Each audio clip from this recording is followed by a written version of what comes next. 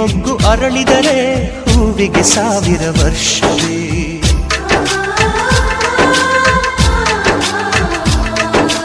ಕಣ್ಣೆರಡು ಇರಬಹುದು, ನೋಟಗಳೊಂದೇ ಅಲ್ಲವೇ?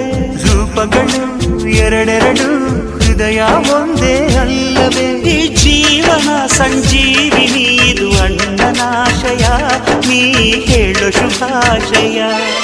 ನಮ್ಮ ಮನೆಯಲ್ಲಿ ದಿನವೂ ಮಿರುಗೋ ಚೈತ್ರವೇ, ಬೆಳದಿಂಗಳ ಈ ಪ್ರೀತಿ ಕರಗಲು ಸಾಧ್ಯವೇ?